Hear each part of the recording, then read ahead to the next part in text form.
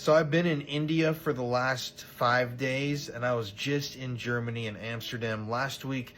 We've been chasing down the trail of one of America's most infamous criminals that got away. This is a guy that was abusing children in America. He fled the country, and we've been able to track where he went from America, which includes Germany, Amsterdam, all throughout Europe, England. We visited some of his spots, like interviewed people that had seen him and had encountered him there, and we chased him all the way here to India, where tomorrow we're going to be speaking with victims of his from the middle of nowhere here in India. It has been absolutely insane, but I'm saying all this because we're not going to have a video tomorrow on Monday. I have been editing, but I just won't be able to get it done, I don't think, until Tuesday. So everybody, please bear with me. This project has been absolutely insane and so rewarding, terrifying, exciting, fulfilling.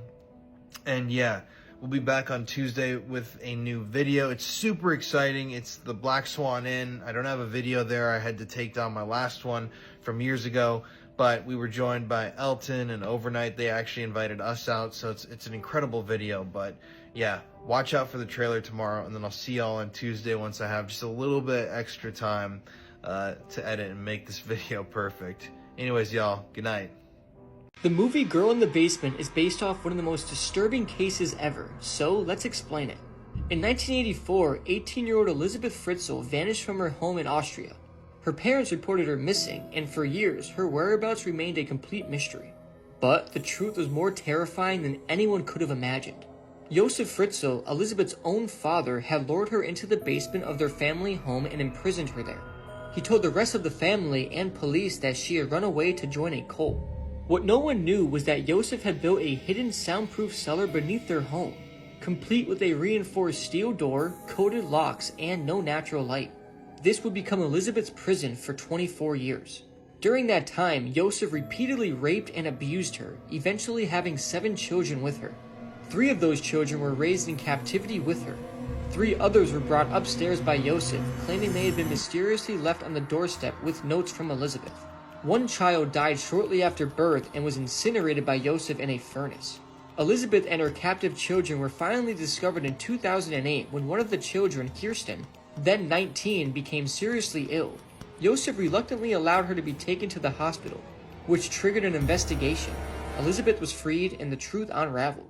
In 2009, Josef Fritzl was sentenced to life in prison for murder, rape, incest, enslavement, and false imprisonment. So, if you're still interested in this case, go watch the movie Girl in the Basement. I have a video of a Jesus Christ statue moving. It was shown by TV Azteca, and a guy named Donatello, he recorded it from an annual Holy Week that they celebrate in Mexico, where they carry a Jesus statue into one of the churches. As he's recording the Jesus statue, you see the head of the statue move. And again, you can let me know if it's fake or if it's real. And it also brings up the whole conversation that we talked about way before. People think, oh, is it a miracle? Y llegando a la iglesia bajaron al Cristo de su cruz. Como toda la Semana Santa. Exactamente, como cada Semana Santa se hace. Pusieron su urna. Y pues yo me puse a grabarlo. Y se apuesta haciendo como me le acerco tomando su rostro. Y y mueve su cabeza. Levanta su cabecita. What the fuck? Yeah. It like went like... It's like you got comfortable or something. That's just crazy, bro. It's not like the other ones where it's right up and you could kind of debunk it by saying, oh, maybe it's gravity just pulling the hand down or maybe pulling the head down. But this statue adjusted its head. Sex, lies, internet chat rooms, and murder. She was called the AOL killer, and honestly, the way she got her secret lover to kill for her is absolutely wild. Cherie and Bruce Miller met at his scrapyard in Flint in Michigan. The pair hit it off straight away and very quickly decided to tie the knot. They'd literally only known each other for 4 months before they decided to get married. It was far too quick to really know each other at all. Regardless, the pair initially were happy when they said I do in Vegas on the 23rd of April 1999. Bruce thought Cherie was a great woman for him. Now, her childhood had been very difficult. She was abused growing up and her mum had substance issues. Cherie actually reportedly got married and had a child at the age of just 17. And when that marriage failed, she then got married to another guy who she ended up breaking up with. So Bruce was her third husband, but Bruce wasn't going to judge her because he'd already been married 3 times too.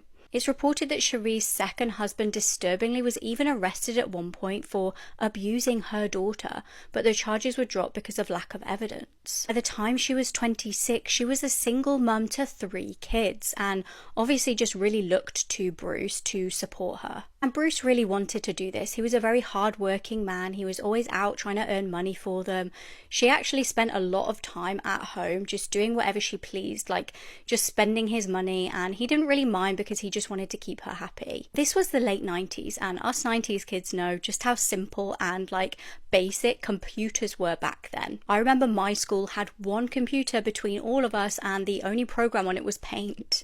But Cherie actually ended up stumbling upon some adult chat sites, and she started inappropriately talking to numerous men. I mean, loads and loads of men on there, on like internet forums, internet chat sites. She would talk to random men about like fantasies and stuff for hours and hours. One of these men was Jerry Cassidy, and he seemed like a normal guy, but he'd recently gone through a marriage breakdown. He was kind of depressed. He wasn't really himself. He was looking for a way to fill a void. I think he'd had a job in law enforcement, and he'd recently lost his job. He was really a lost soul. Speaking with Cherie online really gave him some meaning back in his life, and he fell for her pretty quickly. He thought she was the perfect woman for him, but she later admitted just feeling like online she was playing almost like a video game, trying to control men in weird ways. After talking for a while, they began to meet up and have an affair in person. As the months went on, she began lying to Jerry, making up awful stories about her life and her husband.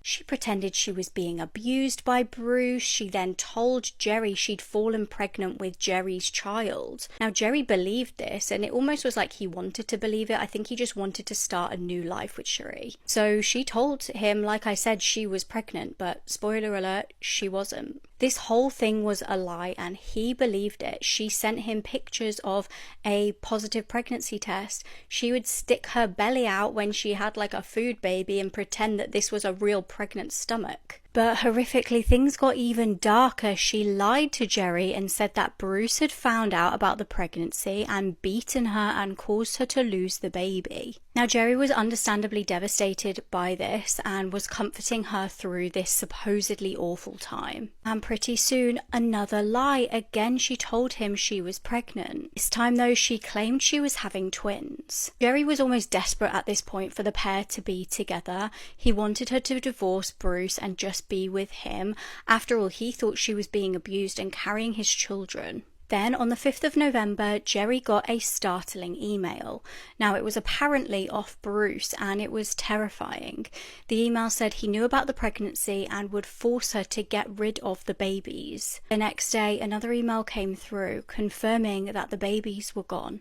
Attached was a photo of a battered Cherie. Jerry was horrified, and after contacting Cherie, the pair devised a plan to kill Bruce. But this was all a devastating lie. Cherie had concocted the entire story and sent the emails herself. Bruce was none the wiser, and Cherie had been drawing bruises on herself and staging the photos. On the 8th of November, as Bruce made his way to his yard to begin work, he was approached from behind by Jerry. Jerry was armed with a shotgun. Suddenly, Jerry shot him in the chest and killed him. Jerry really thought that this meant the pair could now finally be free of Bruce and be together, but he couldn't have been more wrong. Horrifically, it was Bruce's brother that found him lying dead on the floor. Although Cherie was initially seen bawling her eyes out, screaming and crying about her murdered husband, she was very soon acting normal again. She was seen out in bars, totally unfazed, acting fine. And at this point, Cherie became totally uninterested in Jerry.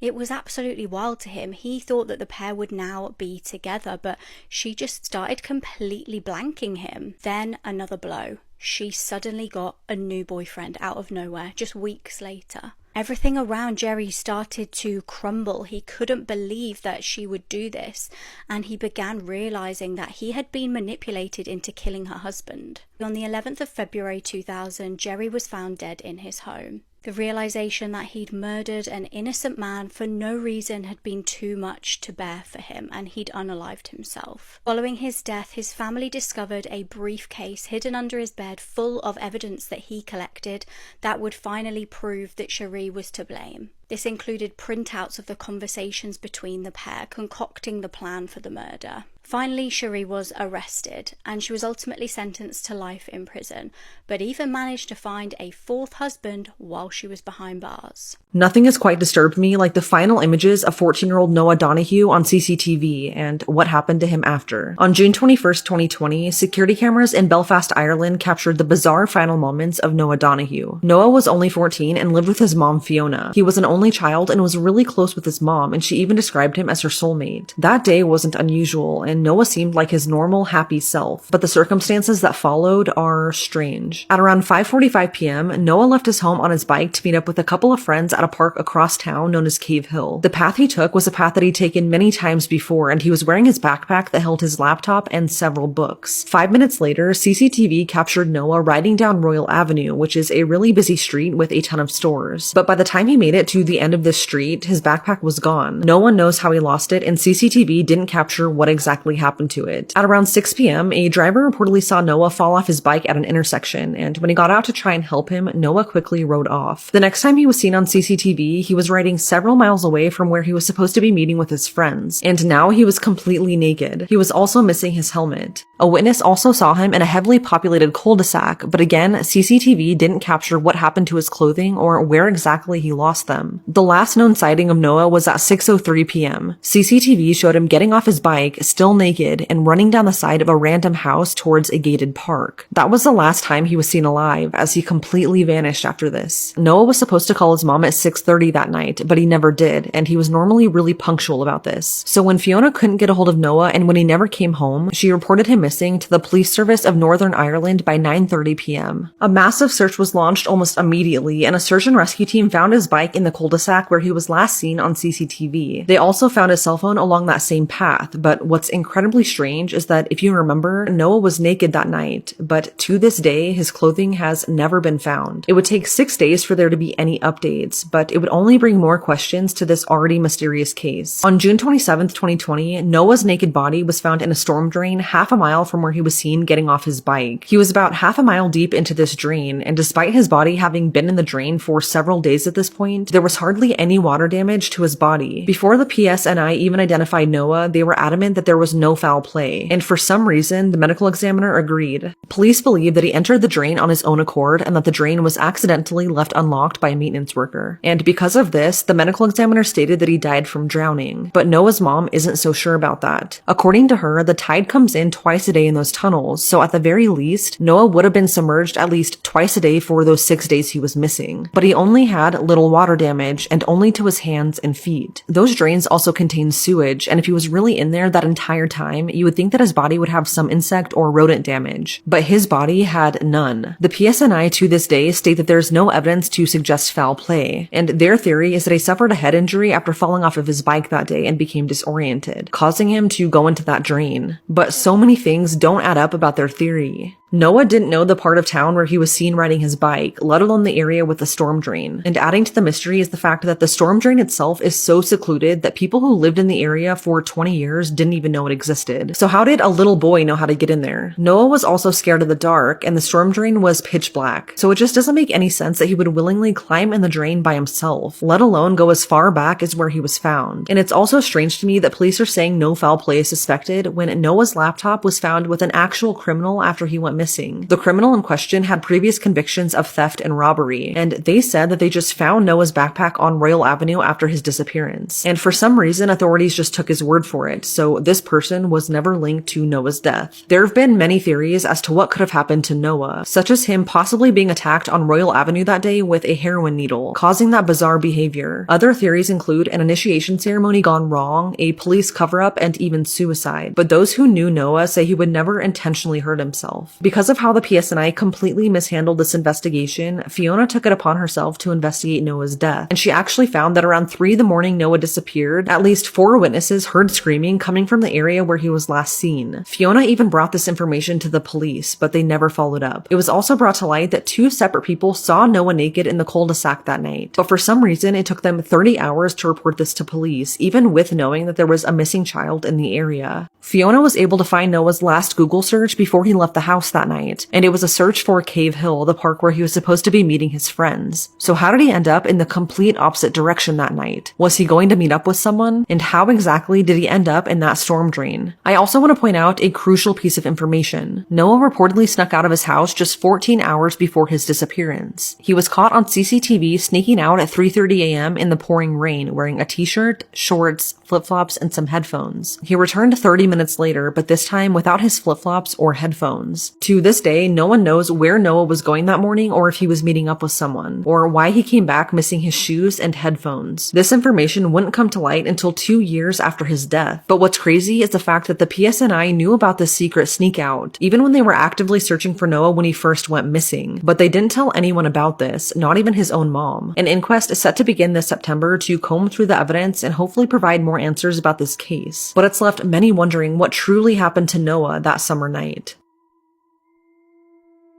This woman died after her hair caught on fire. In the 1950s, a woman named Betty went on a date with her boyfriend Joe. She wore her hair in a towering beehive hairstyle, the kind held stiff with layers of flammable hairspray, which was extremely popular at the time. As the night went on, Joe tried to kiss her, but Betty refused, worried her hairstyle would be ruined. Frustrated but trying to stay cool, the two stepped outside to smoke a cigarette. Joe lit her cigarette for her, a casual gesture but one that sparked a nightmare. The flame from his lighter caught the edge of her hairspray-drenched hair, and within seconds her beehive hairstyle ignited like a torch. The fire spread extremely fast, burning with the intensity of an oven. Screaming, Betty tried to swat the flames, but it was far too late. The fire scorched her scalp, seared through to her skull, and cooked her brain from the outside in. Betty died in complete agony, marking one of the most painful deaths ever. There's this guy, his name is Bob Lazar. He was a physicist who claimed to be hired to work at a base near Area 51 called S4. And S4 is a facility where they worked on alien technology. They back engineered alien technology. And he's the reason why I actually believe that aliens are real. And the crazy part about this whole thing is that he says that alien spacecrafts are fueled by an element called element 115. And he's been saying this claim since the 80s, bro. And element 115, at that time, it didn't exist. So he said this shit before it was on the periodic table. Wait, so they just added that to the periodic table? In 2003, they added that to the periodic table. It's called Moscovium, and it's not a naturally occurring element on Earth. And it's described to be a very, very heavy element that has its own gravitational pull. And a way to describe it is if you put a bowling ball on a very, very soft mattress, how like everything kind of bends, and we were only able to make 4 atoms of this shit, but it decays in like nanoseconds. So we cannot make an actual stable isotope of this shit. And the way he describes UFOs to fly, they fly tilted. Does that kind of ring a bell or no? Why? Do you remember the US Navy video that got released back in the day, like 4 years ago? Unanswered questions after a 911 call in Pueblo from a funeral home and cemetery. August 11th, just before 3:30 in the morning, the police department communications center got a call that they refer to as abandoned, meaning the other person hung up. So they called back, got an answer, and heard mostly static.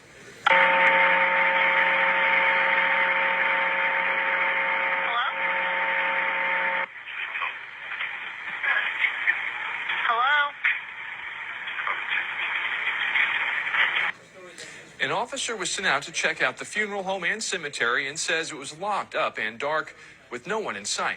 So that phone call that you just heard was coming from this funeral home and cemetery in Pueblo, Colorado. The call came in at 3:28 a.m. and when the dispatcher at the police station picked up the phone call, they listened, nobody said anything, and then the caller hung up. However, as you heard in that video, the police dispatcher then called the phone number back, and that's when they got that spooky voice. That is just one of the creepiest things I've ever heard, I do have to say. and that call and voice came from somebody or something within the cemetery gates. There's just something so eerie to me about stories of people receiving phone calls or text messages from their loved ones who have passed on, or even in this case, receiving a phone call from an empty funeral home and cemetery. It's completely unexplainable. To this day, there's been no explanation, and that audio recording haunts me. What are the chances that the CCTV of this potential murderer blocks out his face in all 3 images? This is the chilling case of Jennifer Kesey. A full deep dive of this case is now out on the Bourne investigation. It was the 24th of January 2006 in Orlando, Florida. Commuters made their way into their offices that morning, but one girl never arrived at her desk. This was Jennifer Kesey. She was beautiful, as you can see, and 24 years old. Now, she was originally from New Jersey, but was living in Florida, and she was kind, conscientious, a lovely, hard-working young girl. She was extremely career-focused, which is why her boss knew something was up when she never showed up at work. A couple of hours went by before he decided to call her parents, Drew and Joyce. And her mum recalled, "She's ambitious and dedicated to her career. When I got the call from her employer that she didn't show for work, I knew something was wrong." That was the beginning of this hellish nightmare. Along with her brother Logan, her parents immediately drove to Jennifer's apartment to see if they could find her. Now, she'd actually bought this apartment herself a few months back and was extremely proud of this. And she'd wanted to get this particular apartment, a condo at Mosaic at Millennia, because it was supposedly a gated community. She was a girl living there on her own, and she knew she would be vulnerable, and she was extremely safety conscious. Chillingly, she thought she would be safe there. And I go into tons more detail about this particular apartment in my podcast episode, because it turns out that this was far from the secure area that she thought it was. Now, Jennifer had recently just got back from holidaying with her boyfriend, Rob Allen. The pair had been to St. Croix, and they'd been dating for around a year. They were doing long distance, but they were really trying hard to make it work, and he'd not heard of her since the night prior at around 10 p.m. And Jennifer was extremely safety conscious. She carried pepper spray everywhere. She always locked her doors because her parents had been mugged when she was just a child, so she always knew to be ultra safe. Now, usually when somebody vanishes, I feel like circumstances in their life might be tough. Things might be difficult. But this was so far from reality for Jennifer. Like I said, she had a really good job. She'd just bought her first apartment. She had even just been promoted at work, and her and her boyfriend were so in love. Her family even said she was on top of the world. When her parents arrived, there was no sign of Jennifer, but there was also no sign of forced entry or a struggle in her apartment. The only thing really to note that her bathroom was wet. It almost seemed like somebody had got in the shower, had a shower, left the towel, and gone to work. So her parents were obviously frantic, calling hospitals, handing out flyers, doing anything to try and find her. Her bag, keys, and phone were all gone from her apartment, and like I said, it just looked as if she'd got ready for work that morning and left. She typically left her apartment around 7:30 in the morning, and a witness did come forward to say they saw what they thought was her car swerve out of the car park around 7:40 a.m., but they couldn't see which way they were going. Then 2 days later, some chilling information. Jennifer's car had been found, parked in another apartment complex car park about a mile down the road. Strangely, it was parked in a visitor's spot and the car was locked, and police haven't revealed really what was found inside of the car, but we do know that some valuables were left in there, so police very quickly ruled out robbery as like a motive for this case. And frustratingly, although police were able to find some CCTV just prior to midday on the morning she was reported missing, obviously the quality is awful, and the camera didn't actually pick up like a continuous film. It was basically, it took pictures every couple of seconds. What we know from this CCTV footage is that Jennifer's car was parked by this suspect, who pulled into the visitor space, waited 32 seconds, left the car and never looked back. This must have been the luckiest suspect ever, because I just can't believe that the 3 images the camera captured were all with his face behind the posts. Again, loads more on this if you want the deep dive on my podcast, but what really troubles me is, why did the guy move the car? Jennifer clearly wasn't in it at that point. Was it, quick, I need to get rid of this car at the first available car park? Was it, I know where she lives, so I want to try and avoid bumping into the people that presumably are already there looking for her? Was it I want to try and delay the car being found? Or was it this car park is somewhere that I know well enough to know that there's a car park with the visitors' spaces and it won't be linked to me, this car park? Please do comment and let me know your opinion, because this is what really bugs me about this case. Why move the car there? So officers tried to collect some CCTV from Jennifer's apartment complex, and there was frustratingly none there. And the supposed gated community that she'd moved into was actually undergoing construction, which meant that the gates were very often just left open. It wasn't secure at all, and there were loads of construction workers working there at the time. Most of them were just undocumented. The investigation was frustratingly unsuccessful, and it wasn't actually until years later that the police decided to interview some of the housekeepers at the apartment. This is where we meet a character called Chino. Now, several people felt that this Chino, which is obviously a nickname, looked like the mystery CCTV guy. He was apparently a maintenance worker at Jennifer's property. And the fact that there were no signs of forced entry really led people to believe that maybe it was a maintenance worker with potentially a spare key that abducted Jennifer. Chino was questioned and did admit to having met Jennifer and having worked at her apartment, but by the time he was looked into, he'd already spent some time in prison for R-ing a teenage girl. He did pass a lie detector, but that doesn't really mean anything because we know how unreliable they are. The case is chillingly still unsolved, and Jennifer's body has never been found, although she was declared legally dead. For a deep dive into theories, like I said, more about this Chino, more about eyewitness accounts, and more shady goings on at that apartment complex, head over to the Bourne Investigation episode on Jennifer Kessie's case. Madeleine McCann's disappearance was already terrifying, but nothing could have prepared me for the new evidence they just released. I mean, imagine your 3-year-old child goes missing while on vacation in a different country. She disappears from her bed in the middle of the night while you and your friends are at dinner nearby. So many witnesses come forward claiming to have seen a man carrying a small child resembling yours away from her bedroom. So you think it'll only be a matter of time before she's found and he's caught. But then that doesn't happen, and days turn into weeks, which then turn into nearly 2 decades, and she is still missing. So we know that's what happened to Madeleine, and there is a primary suspect in her case now. But police just found some disturbing evidence on his abandoned property, including kids' toys, 75 swimsuits belonging to little girls, masks, and 6 USB sticks and hard drives, which reportedly contain disturbing photos and evidence suggesting Madeleine is dead. This is one case that has left such a huge, gut-wrenching impact on me, and it is still technically unsolved, so let's talk about it. Madeleine McCann was 3 years old when she mysteriously disappeared on May 3rd, 2007. Her mom and dad, Kate and Jerry, both highly skilled doctors and cardiologists, married in 1998. And in 2003, they had Madeleine. Then they welcomed twins, a boy and a girl, in 2005, which Madeleine was so excited about. On April 28th, 2007, the McCann family, along with 7 of their close friends and their children, went to Praia de Luz, Portugal for a 7-night spring break trip. They all stayed in a group of local apartments known as the Waterside Village, the McCanns in apartment 5A, and the rest kind of scattered around them. It was a nice little 2-bedroom ground floor apartment that lay on the same property as the very popular Ocean Club Resort. They specifically chose this apartment/location because almost every night of their trip, Jerry and Kate, along with their friends, would often eat dinner at the tapas restaurant in the resort while their kids slept unattended back at the apartments. From the restaurant, you could basically see the top half of the apartments, so the adults thought that it was safe enough to leave the kids alone while they dined at the nearby restaurant. In addition to being close to the resort, which was about 180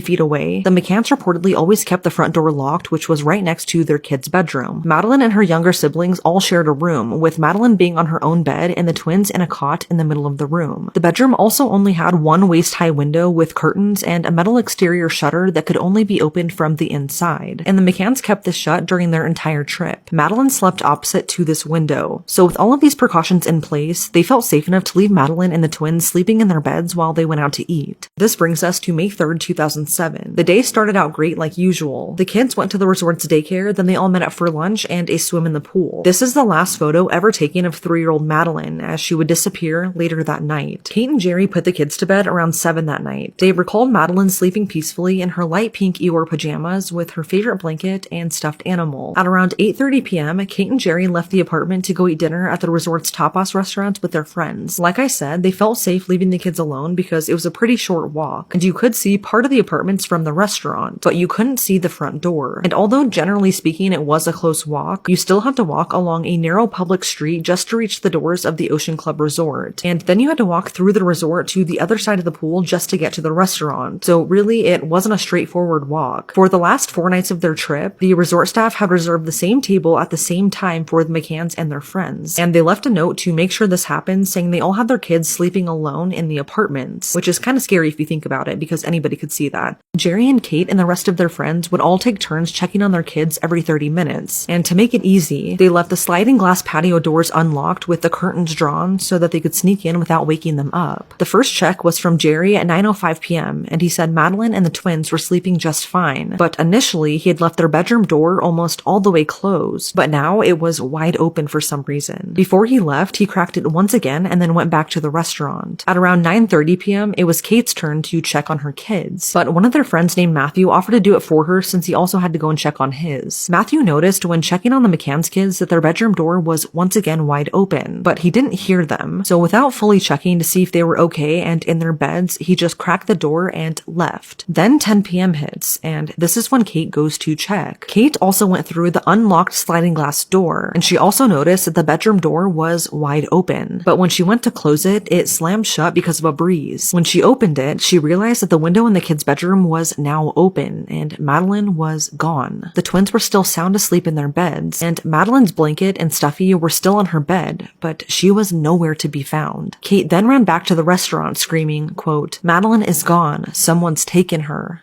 End quote. Within 30 minutes, police were notified, and the resort had activated its missing child search protocol. For several hours, volunteers and the resort staff searched, along with police, but it was like Madeline vanished into thin air. At first, it was assumed that maybe she just wandered off, but it soon became clear that that was not the case. There were so many people searching for Madeline that it didn't matter where you were in the village, you could hear her name being called. The search was intense, and it involved police bringing in tracking dogs and searching waterways, wells, caves, sewers, and the ruins around Praia de Luge, but still nothing was found. Then one of the McCann's friends came forward and reported seeing a suspicious man about 45 minutes before Madeline disappeared, and it was this sighting that really changed the direction of this investigation. So on the night of Madeline's disappearance, one of the family's friends named Jane Tanner took her turn to go and check on her child just after 9 p.m. On her way back to the restaurant 15 minutes later, she recalled seeing a man carrying a child walk in front of her, and it looked like he came from the front of apartment 5A, not far from Madeline's bedroom. It didn't register at the time, but the child looked similar to Madeline, and she was wearing similar looking PJs. Jane described this man as having a European or Mediterranean appearance, dark hair, about 5'7", and looked to be about 35 or 40 years old. She said this man did not look like a tourist. This sighting became known as the Tanner sighting, and this gave police at least a timeline of Madeline's disappearance. Ultimately though, the Portuguese police deemed this sighting as a red herring, and they concluded that the man Jane saw was likely just another tourist also on vacation, who had picked up his child from the resort's nighttime daycare. I guess this man's daughter also had similar PJs as Madeline, and after mimicking the same pose with the same type of outfit, authorities stated they're almost certain that this sighting was not related to her abduction. After this though, another possible sighting was reported, which did hold some weight. This became known as the Smith sighting, after the last name of the couple who reported it. At around 10 p.m., the couple reported seeing a man about 500 yards from apartment 5A carrying a little girl who they thought was around 3 or 4 years old. She looked strikingly similar to Madeline, and this man was carrying her towards the beach. This man looked to be in his 30s, around a 5'7" with a slim build, had short brown hair, and again did not look like a tourist. The couple said this man seemed uncomfortable carrying this child, like she wasn't his. So police then started questioning if this was a planned abduction, or possibly a burglary gone wrong. Apartment 5A was accessible to the public from two sides, one being the sliding glass door that was left unlocked, which anyone from the public street could walk into. All you had to do was open a small gate and walk up a set of stairs to get into the living room. The other was the front door, which was supposedly locked, and there were no signs of forced entry. The window in Madeline's bedroom was a point of contention because it could only be opened from the inside, and again there were no signs of forced entry there either. But the window did overlook the walkway and parking lot, which was separated from the street by a low wall. Anyone off the street could walk back there. There were a lot of odd sightings of sketchy men kind of casing the house, and in the weeks leading up to Madeline's disappearance, the neighborhood experienced experienced a lot of burglaries. And on top of this, that exact apartment, 5A, had been broken into before, with the most recent being the guest that rented it right before the McCanns. So this was a real possibility that Madeline was a victim of a planned abduction. But then the Portuguese police started looking at Jerry and Kate, Madeline's parents, and this was for a few reasons. Their stories had a lot of inconsistencies in the beginning, including their friends' accounts of what happened. One question was why Kate felt comfortable leaving her twins alone after discovering Madeline had been kidnapped, instead of just calling for help. Police then brought in sniffer dogs to search apartment 5A. When they searched the apartment, the dogs alerted to an area behind the sofa in the living room, the closet in the main bedroom, on Madeline's stuffy, and on some of Kate's clothes. Then the sniffer dogs were taken to a parking lot with about 30 cars, including the McCann's car that they had rented 25 days after her disappearance. Dogs then alerted to the outside of the McCann's car by the driver's side door, and again in the trunk. Forensic tests then found traces of Madeline's blood and hair in the trunk, and because of this, they were listed as possible suspects. Authorities initially believed that Madeline accidentally died in the apartment, and they believed that her parents sedated her to get her to sleep through the night, but gave her too much medicine, which killed her. They kind of used Kate's job as a doctor with a background in anesthetics to fuel this theory. They then suspected that they hid her body for a month before officially disposing of it with the rental car, but ultimately there wasn't any additional evidence linking her parents to the crime, and eventually they were cleared. Over the years, there have been many people of interest, but sadly her case would fall cold. Then in 2020, a new primary suspect was named, Christian Breckner. He is a 48-year-old convicted SEX offender who was in the area when Madeline disappeared. He is currently in prison on an unrelated SA charge, but he has a lengthy criminal history dating back to when he was 15 years old, mostly involving children. In 2016, police searched an abandoned factory on one of his properties, and they've just released what they found. They discovered a hard drive containing disturbing messages, including a Skype chat where he said he wanted to, quote, capture something small and use it for days.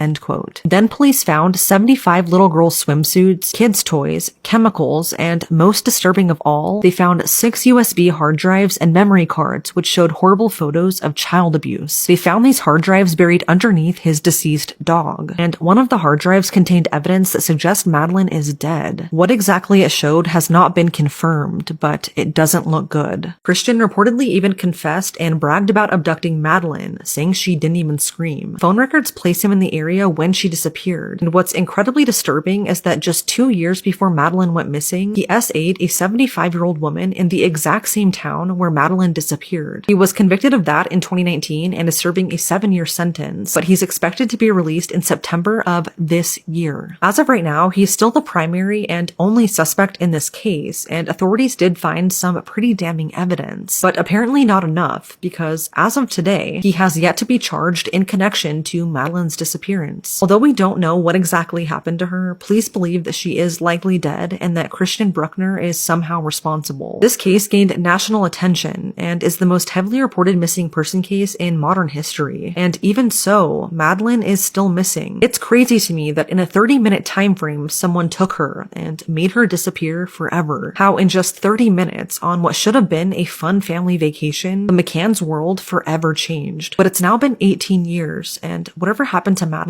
that summer night remains a mystery.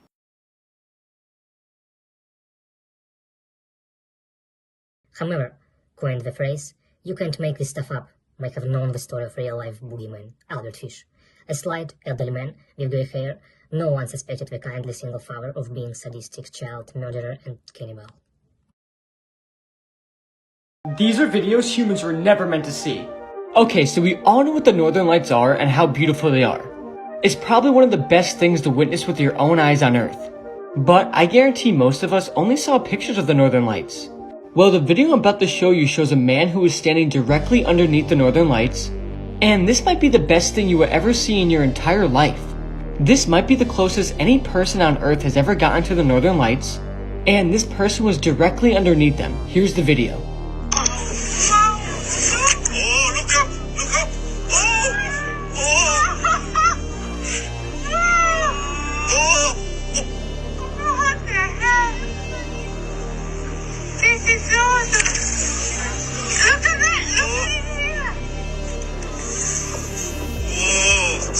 So yeah, what do you think about this video? If there's one thing I took away from it, it's that I definitely have to visit the Northern Lights soon. because they are absolutely insane. This is what would happen if all the oceans on Earth froze. Okay, so if half of the Earth was completely covered in ice, the Earth would reflect an insane amount of sunlight which would disrupt the water cycle. And Earth would become as dry as the South Pole and even as dry as some parts of the Sahara. Next up, the ocean's freezing would most likely result in mass extinctions for many species. And without fish, seafood would no longer be a reliable source of diet.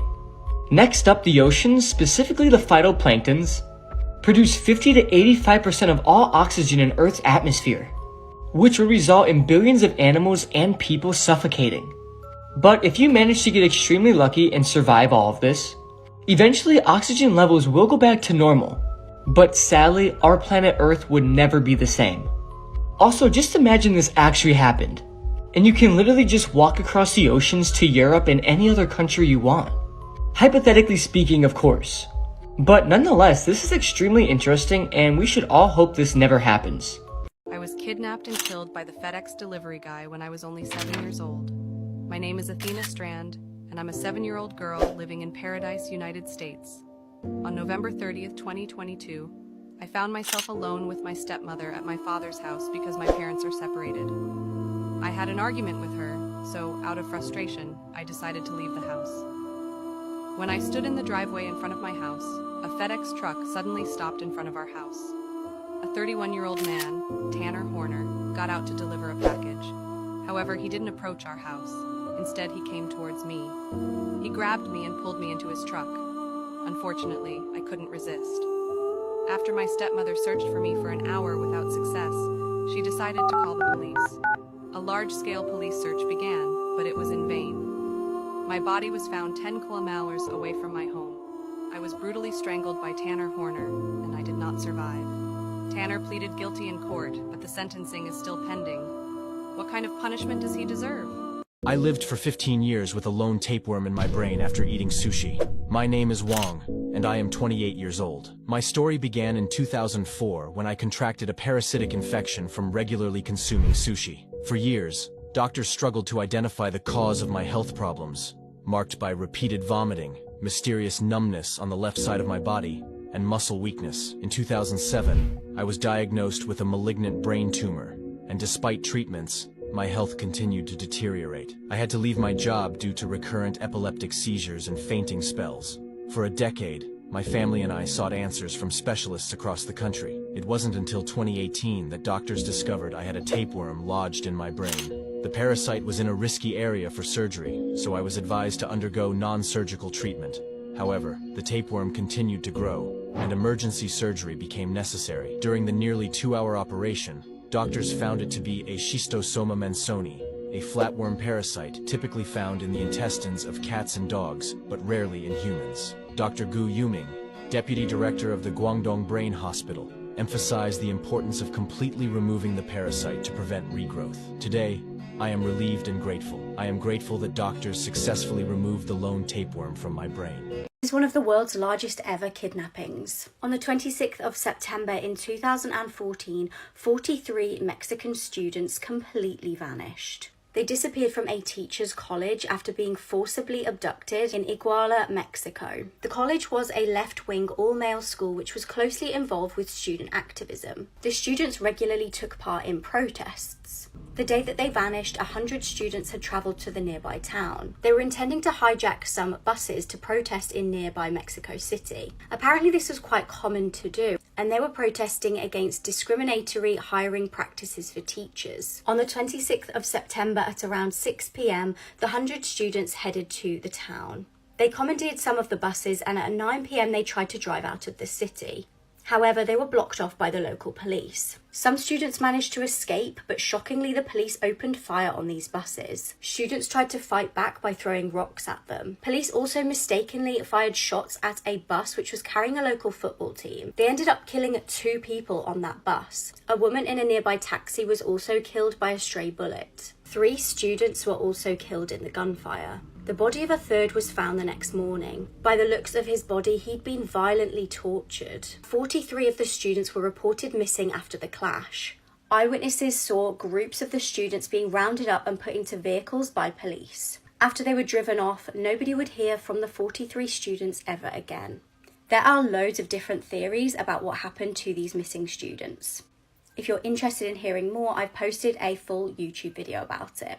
Imagine finding out your dad was an escaped murderer using a false identity. In 1967, a killer escaped. William Arnold was a young man who had killed his parents when he was a teenager and had been placed behind bars. However, he managed to escape from his prison in Nebraska, and for decades, nobody heard from him. Recently, a DNA test has uncovered the truth about what happened to the escaped killer. In 1958, William got into an argument with his parents. They wouldn't let him use their car to take his girlfriend to the cinema, so he shot them to death. Shockingly, he then buried them in the garden and still had the time to take his girlfriend to the drive-in cinema. He managed to hide the truth for a while, telling family and friends that his parents were on a trip. However, weeks later, he ended up confessing and being sentenced to life in prison, aged just 17.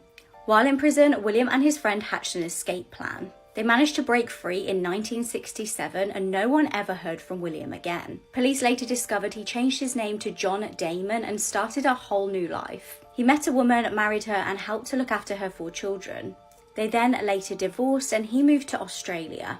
He remarried and actually had children of his own. He passed away in 2010 and everyone remembered John Damon as such a great dad.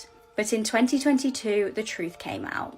Investigators had been working behind the scenes to figure out what happened to William Arnold, and eventually they told his family the truth. Speaking to a news station, William's son said this: "Although it's shocking to know that his life began with a terrible crime, his legacy is so much more than that. I want him to be remembered for being a good father, a provider to us, and instilling in me a passion for music and a drive to always be the best person I can be." Have you ever had a bad gut feeling about your neighbour?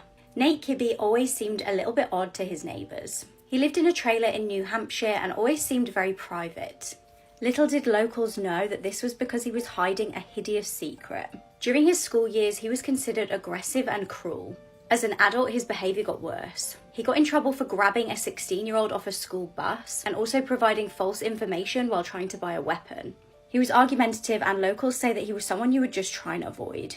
In 2014, he was arrested after an incident where he followed a woman home and pushed her to the ground. Neighbours would often hear him shouting at his long-term girlfriend, Angel. In October 2013, 14-year-old schoolgirl Abby Hernandez disappeared just a few days before her 15th birthday. She'd been walking home from school and seemingly vanished.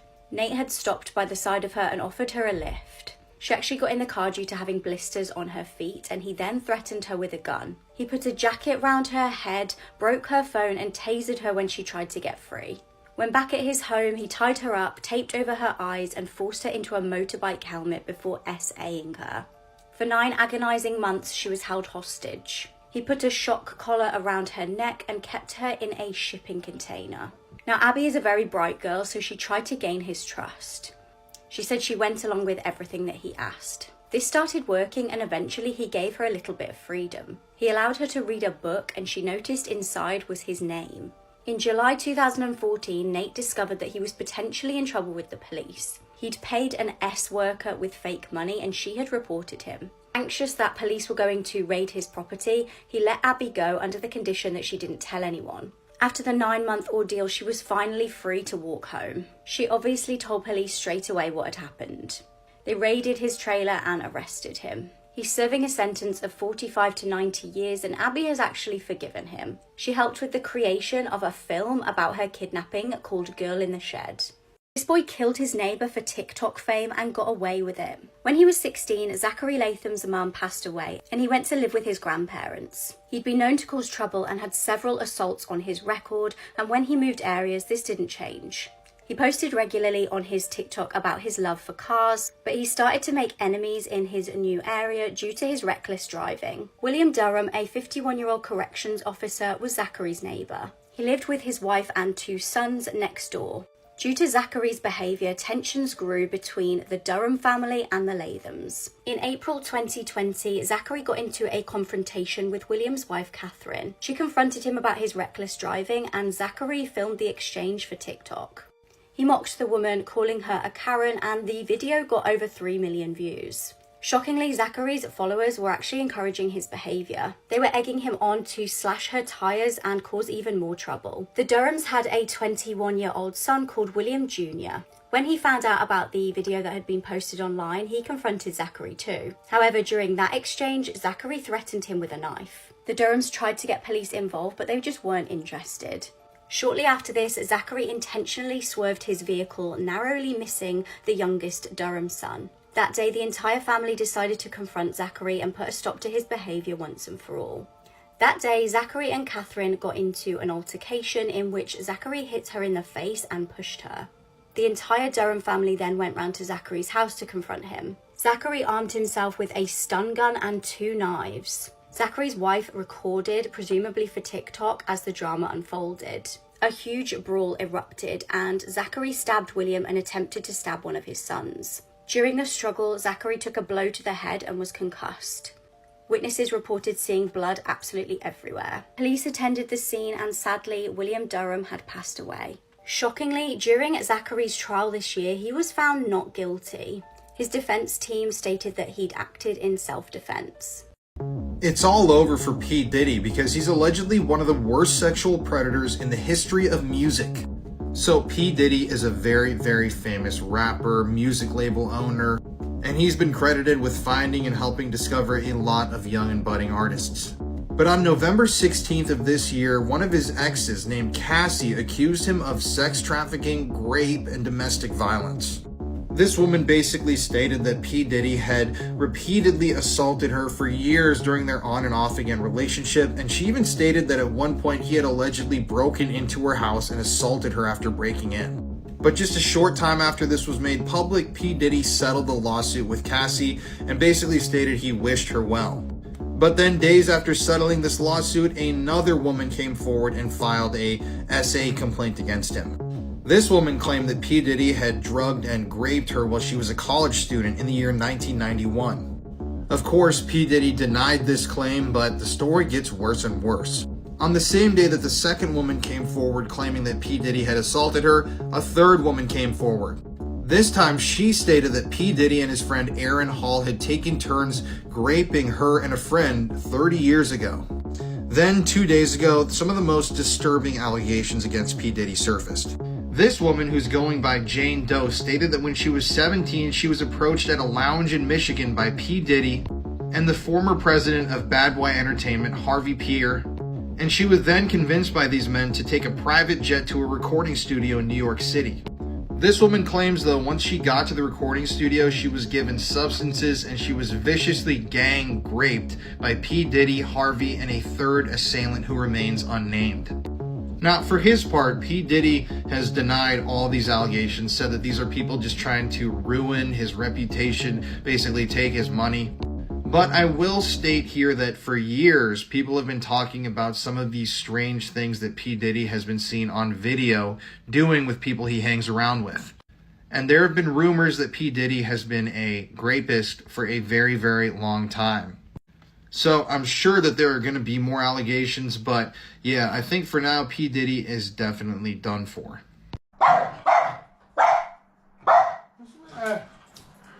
What? Look in there, mate. Look in there. What? Look in there. This is the Yellowstone accident, one of the worst ways somebody has ever died. Yellowstone is a very popular park and has a lot of visitors, and accidents are extremely rare. But occasionally, some people will ignore the impact Mother Nature has and step off the designated trails and boardwalks to explore further. This was the case with Colin and Sable Scott. They disregarded many signs warning them to stay on the boardwalk and warning them that they were entering a thermal zone. However, thinking that they knew better, they ignored the warnings and looked for a place to swim. After walking several hundred yards off the trail, Sable and Colin found a small pool of water, around 6 feet long, 4 feet wide, and 10 feet deep. Sable was recording the natural beauty of the area with her brother in frame. Colin kneeled down next to the pool of water in order to check the temperature. But as he reached down to check, Colin lost his footing and fell into the water. And immediately Sable realized that they made a huge mistake. As soon as Colin hit the water, he let out a piercing scream. Sable, who was still recording, ran over to her brother in order to try and rescue him. However, it was to no avail. As her brother was boiling alive, Sable ran off to try and find help and found a park ranger. When they got back to the pool, Colin was already dead and floating face down. Park rangers attempted to recover Colin's body, but a thunderstorm arrived and forced them to retreat for the night. Returning the next day, they found that nothing of Colin's body remained besides his flip-flops and wallet. He had completely dissolved in the red-hot acidic water. Upon the investigation of Colin's death, Yellowstone officials asked for Sable's phone in order to get a copy of the video of Colin's death. Sable gave them permission to take her phone and get a copy of the video, and when they gave the phone back to Sable, Yellowstone officials stated to her that she should not watch the video and even asked her if they wanted them to delete it for her. However, she said no and that she wanted to keep the footage. She said she would never watch it but wanted to keep it, and nobody knows why. It's very unlikely this footage will ever be made public, and can you imagine falling into a boiling acidic body of water and just floating there, burning and dissolving away, all while there is nothing anybody can do to save you? For all we know, Colin could have been alive for some time before dying, but nobody knows because his body dissolved away, and there was no autopsy. Luckily, the video of this never surfaced because I could only imagine seeing the pain he was feeling and the regret his sister was feeling. There's no point to go looking for it because you literally won't find it. There's a lot of bad ways to die, but this has to be up there with the worst. This woman killed her husband and then cooked and fed his body to his kids. On February 29, 2000, in the town of Aberdeen, New South Wales, Catherine Knight murdered her partner John Price. Before the murder, Knight and Price had a relationship marked by domestic violence. Price had taken out a restraining order against Knight, but he later allowed her back into his life. The details of this crime are extremely disturbing, and I'm about to explain it to you right now. In February 2000, a series of assaults on Price culminated with Catherine Knight stabbing him in the chest. Finally fed up, he kicked her out of the house, and on February 28th, John Price stopped at the court on his way to work and took out a restraining order in an attempt to keep her away from both himself and his children. That afternoon, Price told his co-workers that if he did not come to work the next day, it would be because Knight had murdered him. Despite their pleas that Price should not return home, he stated that he was afraid Knight would kill his children if he did not. At 6 a.m. the next day, a neighbor became worried when Price's car was still in the driveway. And when he did not arrive at work, his employer sent a worker to see what was wrong. Both the neighbor and the worker tried knocking on Price's bedroom window to wake him, but they alerted police after noticing blood on the front door. Breaking down the back door, police found Price's body with Knight completely passed out from taking a large number of pills. She had stabbed Price with a butcher's knife while he was sleeping, and according to the blood evidence, he awoke and tried to turn the light on before attempting to escape while Catherine Knight chased him through the house. He managed to open the front door and get outside, but he either stumbled back inside or was dragged back into the hallway, where he finally died after bleeding out. Later, Catherine Knight went to the ATM and withdrew $1,000 from Price's account. Price's autopsy revealed that he had been stabbed at least 37 times in both the front and back of his body, with many of the wounds extending into vital organs. Several hours after Price died, Catherine Knight skinned him and hung the skin from a meat hook on the door to the laundry room. She then decapitated Price and cooked parts of his body, serving up the meat with baked potatoes, carrots, pumpkin, and many other things at the dinner table, along with notes beside each plate, each having the name of one of Price's children on it. Catherine Knight was preparing to serve his body parts to his children. Catherine Knight was arrested and charged with the murder of John Price. On November 8, 2001, Justice O'Keefe pointed out that the nature of the crime and Knight's lack of remorse required a severe penalty. He sentenced her to life in prison, refused to fix a non-parole period, and ordered that her papers would be marked as definitely never to be released, which is the first time this has been imposed on a woman in the Australian history. It's worth saying that photos of the crime scene and photos of the meal she cooked are on the internet, but I don't recommend looking for them. This case is just absolutely sickening, and how can someone do this to their own husband?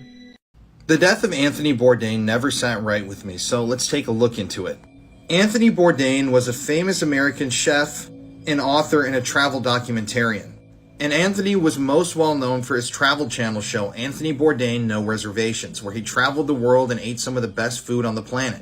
Anthony got his education at the Culinary Institute of America, where he graduated in 1978. And in the 90s, Anthony became an executive chef at a high-end restaurant in New York City. So, needless to say, with all of this media, all the books that he had written, articles, the shows he had hosted, Anthony Bourdain was a beloved national figure. Now, obviously, with all the shows he hosted, books he wrote, media appearances he made, Anthony Bourdain was a beloved public figure. That's why it was such a shock when he took his own life while filming for a new show in France. So, June 2018, Anthony's filming this show in France, and his friend Eric notices that he's acting weird.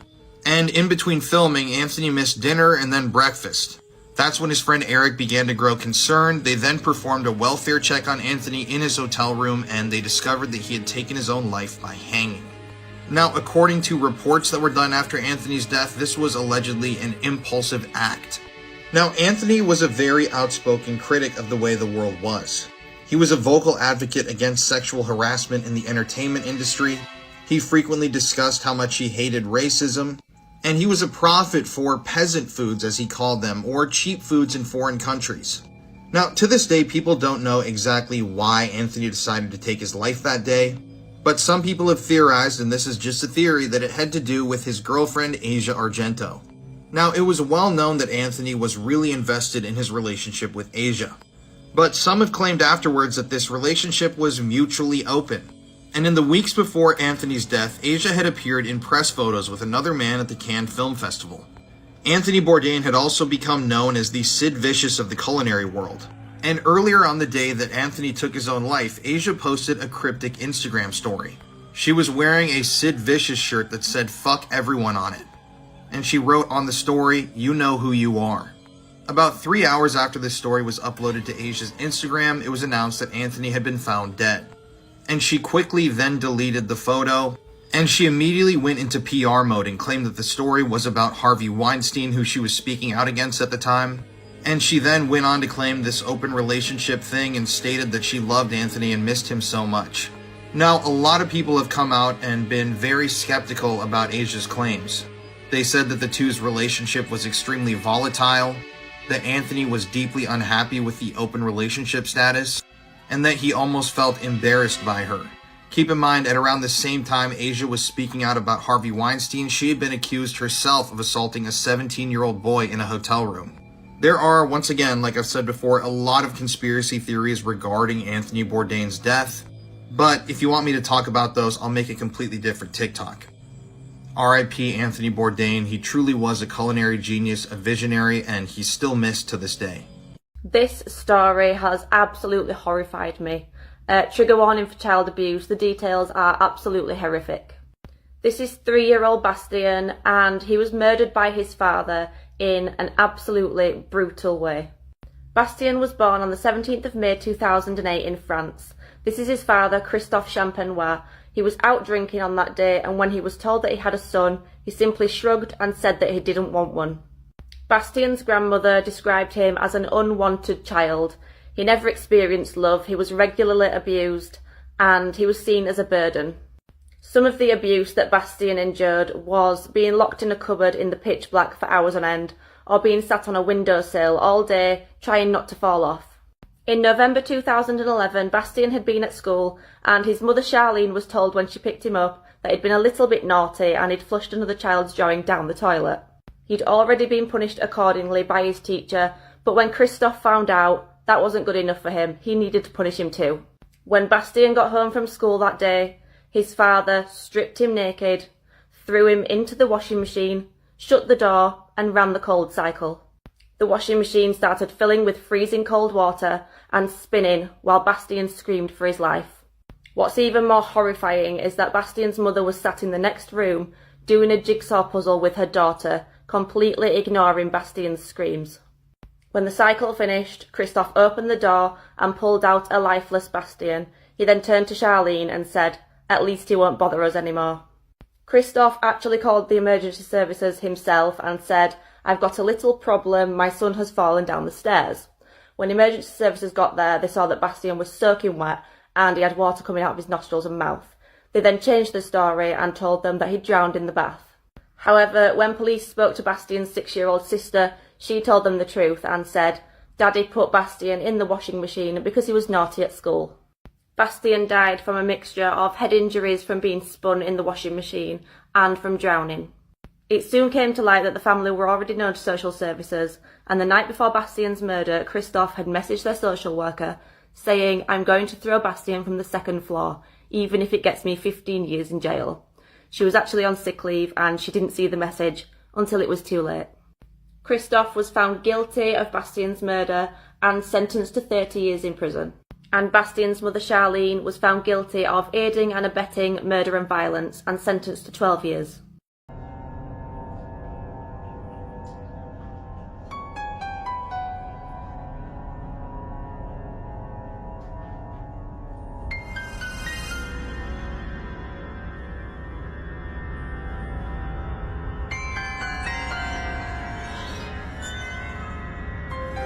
Killer twins, but was it self-defense or cold calculated murder? On the morning of January 13th, 2010, 16-year-old twins Jazz and Taz murdered their mother, put her in the bathtub, and then got dressed and went to school. Nikki hadn't always been present in her daughters' lives, and they'd mostly been raised by their great-grandmother Della.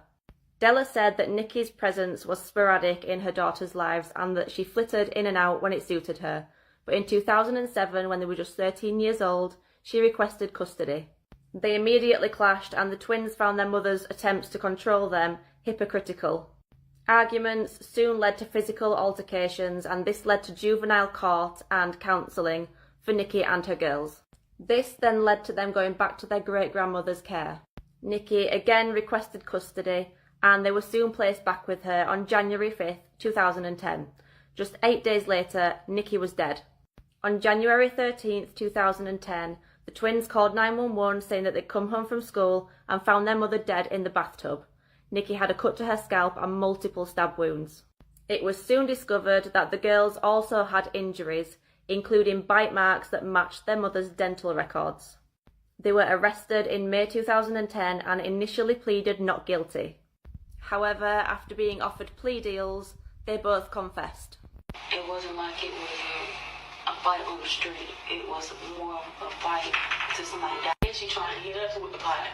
You know, she just threatening us and everybody yelling. Everybody's yelling. We all we mad. I had took the pot from her.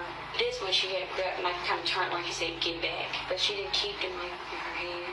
My mom is winning that battle with the knife or whatever. So I picked up the pot and I hit her with the pot in my chest. Like I said, I'm not that big, so when she bit me, she latched on to me, and I'm trying to get her off of me because it hurts. I'm trying to punch her, I guess, and I think Dad stabbed her. She's stunned. I think I picked up a knife, and I stabbed her. They wasn't cuts like they were deep, because I couldn't bring myself to do it. You had about a hand? Yeah, I think I was at the top. And Jazz had her feet. Yeah, she was heavy. What did y'all do? They put her in the tub. What are you saying to her? I'm sorry. I thought I was sorry. I wished it didn't happen like that. I wish I could have saw something else to do. They both pleaded guilty to voluntary manslaughter and received 30 years in prison. Their projected release date is May 19th, 2040, when they'll be 46 years old.